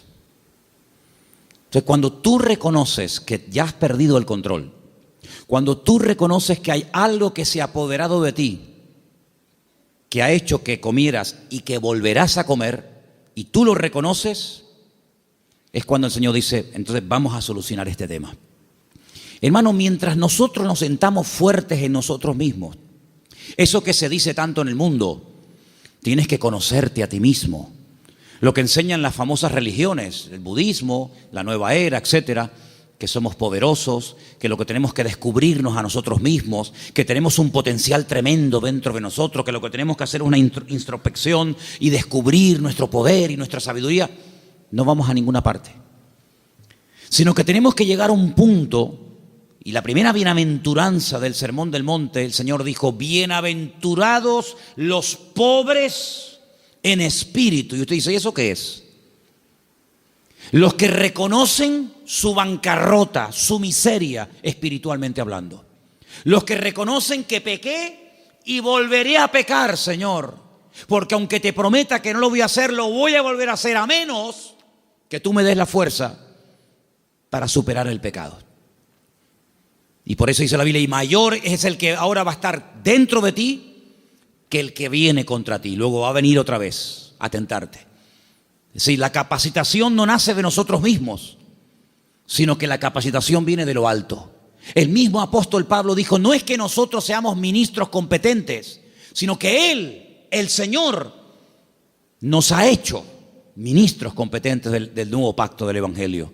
Entonces, cuando vamos a estos textos que hemos estado estudiando y examinando esta noche, nos damos cuenta de que aquí tiene que haber un principio elemental, y es reconocer que yo sin Dios no puedo. Por ahí hay un versículo que dice, el que piensa estar firme, mire que no caiga. ¿Sí o no? Por ahí hay un pasaje de la Biblia de un hombre que dice, tú tranquilo, que aunque todos estos te abandonen, yo no te abandonaré. Tú conmigo puedes confiar. ¿Cuántos somos? 12 discípulos. Con 11, olvídate, no valen para nada, pero yo estaré contigo hasta la muerte si hace falta. El Señor no le dice nada al resto, pero a este le dice, tú, precisamente tú, que tienes esa demasiada, esa excesiva confianza en ti mismo, tú vas a ser el primero en negarme. ¿Quién, yo? Yo nunca te negaré. Le lleva la contraria al Señor. Pero ¿cómo se le puede llevar la contraria al Señor? Demasiada confianza en ti mismo. Solamente sirvió o fueron necesarias unos minutos, unas pocas horas, para automáticamente producirse un distanciamiento entre el Señor y Pedro, de tal manera que se juntó 10 minutos en fuego ajeno con los romanos y automáticamente Pedro ya no era el mismo.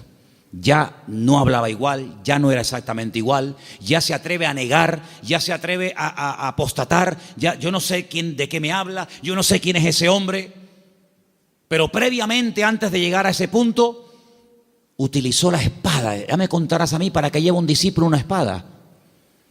¿Para qué? Para defender al maestro con una espada. ¿Crees que el Señor necesita tu espada para librarse de la muerte? Pedro, guarda tu espada, porque el que mata, al que espada muere o mata, a espada también muere. ¿O qué te crees? ¿Que el Hijo del Hombre no puede hacer así, venir legiones de ángeles para defenderlo? Si estás tratando de utilizar armas carnales para pelear la buena batalla, y esta batalla no es con espada, no es con ejército, es con el poder de Dios. ¿Te das cuenta? Entonces hay como un proceso, como unas escaleras descendentes que van llevando a Pedro a un punto en el que ya definitivamente niega al Señor y ya dice que sale llorando, amargado, y ya el hombre está destruido. Y es ahí donde el diablo machaca a la gente que peca. No tanto en sí en el pecado, porque el pecado es puntual. Pecaste y ya no estaba pecando, ya no seguía negando al Señor. Ya lo hizo, pero se estaba amargando, y ese es el juego favorito del diablo.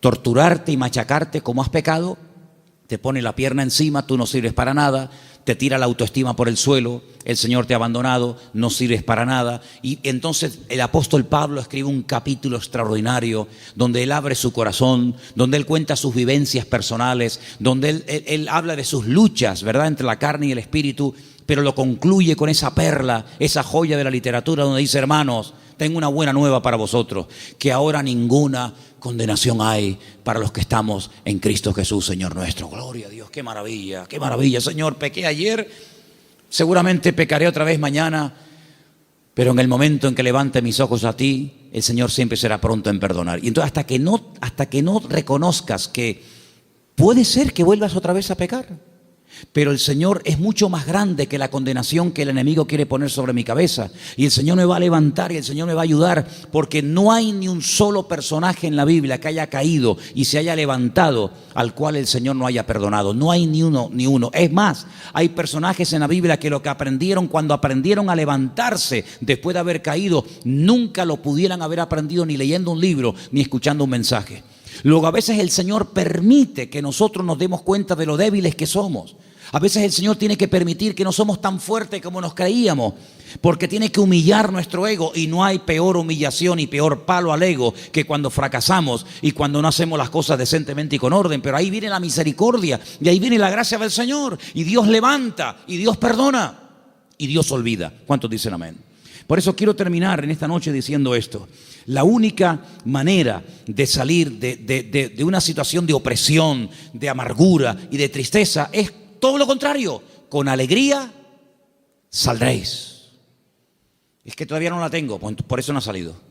En el momento en que tú comiences a gozarte y alegrarte. Y mira, hermano, quiero solamente recordarles algo. ¿Qué le dio a Abraham, el Señor a Abraham cuando le dijo que iba a ser padre? Dime, ¿qué le dio?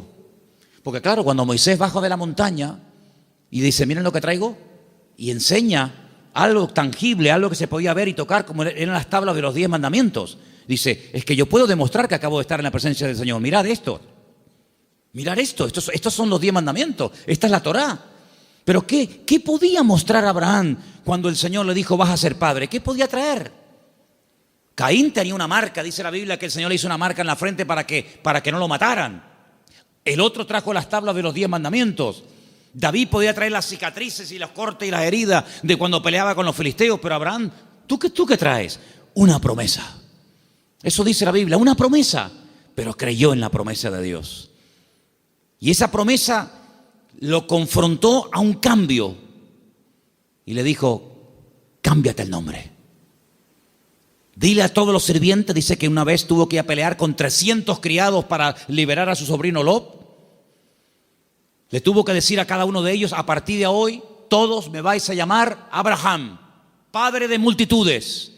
¿No crees? Ya no lo dice, estamos especulando. ¿No crees que en algún momento algún siervo, tal vez el más frío, el más carnal, le hubiera dicho a otro, dice, ¿padre de qué? Si no tienen hijos. Si no tienen hijos, si todos sabemos que Eliezer, su criado de confianza, será su heredero, ¿cómo que se cambia el nombre? Pero él dice que le creyó a Dios y comenzó a llamar las cosas que no son como si ya fuesen. Y se gozaba contando las estrellas y la arena del desierto, diciendo, así será mi descendencia. ¿Y quién te ha dicho a ti todo eso? Dios me lo ha dicho. Y él comenzó a gozarse y él comenzó a alegrarse. Dice que se gozó tanto. Fíjate lo que dice el Señor Jesucristo. El Señor Jesucristo dijo un día, si ustedes fuerais hijos de Abraham como dicen que sois, ustedes se gozarían y me obedecerían, porque mi amigo Abraham vio mi día y se gozó. Así que Abraham llegó a ver al mismísimo Señor y dice que salía buscando la ciudad cuyo arquitecto y fundador es Dios. Abraham, buscando por el desierto, ¿será aquella ciudad? ¿Será aquella? Y dice la Biblia en el libro de Hebreos que Abraham por la fe la vio y la saludó y le dijo, esa es la ciudad, esa es la nueva Jerusalén, con las calles de oro y las puertas de perla. Es decir, con una promesa transformó su vida, con una promesa transformó su hogar y con una promesa preparó el ambiente y el terreno para que viniera Isaac y para que vinieran multitudes de naciones y de pueblos. Es decir, nosotros no tenemos una, tenemos más de 8,000 y pico promesas en la palabra. Y si las interiorizamos, si las creemos, si las cumplimos, si las practicamos, quiere decir que vamos a poder salir, pero no de cualquier forma. Vamos a salir con alegría, vamos a salir fortalecidos, vamos a salir bendecidos, porque esa es la promesa del Señor para nuestra vida. ¿Cuántos dicen amén? Pero esto no se aprende así en 2 días. Puede ser que hoy diga sí, hoy sí, pero mañana no pasa nada, mañana empezamos de cero. Y es lo que dice Pablo, pelear la buena batalla. Asegúrate de que estás peleando la buena batalla, porque la mala batalla es mala y no hace falta que la pelees. La buena batalla, dice, he peleado la buena batalla, he acabado la carrera, he guardado la fe. Entonces, cuando tú estás adaptándote a las circunstancias presentes, a la realidad que tienes ahora, no la que tenías o la que te gustaría tener, eso no, la de ahora. Y ahí empiezas a trabajar el gozo, ahí empiezas a trabajar la alegría, ahí empiezas a dejarte tratar por el Señor, pues entonces vas a elevar tu vida, vas a madurar en el Señor y vas a comenzar a decirle gracias a Dios por todo, porque veo que todo está saliendo conforme al plan de Dios. Hay un salmo que dice que Dios no es injusto. Y si Dios no es injusto, si Dios es bueno, todo lo que hace en mi vida lo hace bien y lo hace justamente. ¿Cuántos dicen amén? Cerramos los ojos y oramos. Yo no sé cuánto tiempo he estado compartiendo. Después a lo mejor en internet podéis ver el tiempo, 40 minutos, media hora, no tengo ni idea. Nunca miro el reloj, pocas veces miro el reloj cuando comparto. Pero ¿sabes qué? Si este mensaje ha servido, esta enseñanza ha servido para que comiences a reestructurar tu vida y a tomar decisiones y a practicar verdades, ha sido un tiempo bien invertido. Si simplemente ha sido un mensaje más que vas a olvidar dentro de 4 o 5 días y dentro de 4 o 5 días se compartirá otra cosa, hemos perdido el tiempo. Pero yo quiero que le pidamos al Señor en esta noche: Señor, ayúdame a recordar. Y si tienen que volver a escuchar este mensaje, viéndolo otra vez detenidamente, tranquilamente, en casa, en el ordenador, en el móvil o donde sea, para volver otra vez a recordar, hazlo, hazlo. Pero Señor, te pedimos que tú nos des capacidad de poder retener, de poder aprender y practicar lo que oímos, Señor, y lo que aprendemos cada semana. Son tantas las cosas, tantos los cambios que se tienen que producir en nuestras vidas, pero tu palabra dice que todo lo podemos en Cristo porque Él nos fortalece. Y queremos que tú fortalezcas nuestra vida. Queremos que tú nos ayudes a aprender, a crecer, a madurar, a lo que tengamos que hacer. Señor, ayúdanos y capacítanos. No confiamos en nosotros mismos, en nuestra propia fuerza, no confiamos en ella, Señor. Vana es la ayuda del hombre. No se goce el valiente en su valentía, ni el sabio en su sabiduría. Si alguien se tiene que gozar, que se goce en conocerme y en entenderme. Y eso es lo que queremos, Señor, conocerte. Porque conociéndote vamos a poder vivir vidas victoriosas y vidas bendecidas. Señor, gracias por tu palabra que semana tras semana como martillo golpea el corazón. Y a través de ella tú vas iluminando nuestro camino. Ayúdanos, Señor, a mejorar, a crecer, a madurar, a ir dejando atrás imperfecciones y debilidades y a ir cada día madurando y avanzando paso a paso. Y gracias te damos porque nos podemos gozar, aunque no lo hayamos alcanzado, pero podemos gozarnos por fe de que en el Señor la victoria es mía. Aleluya. Y por fe anticipamos que nuestra vida será una vida próspera y bendecida y alegre, y que el mundo lo verá y podremos compartir lo aprendido con otras vidas, porque así tú lo deseas, Señor. Ponemos nuestra vida en tus manos y te damos gracias por tu palabra en esta noche, en el nombre bendito de Jesús. Amén.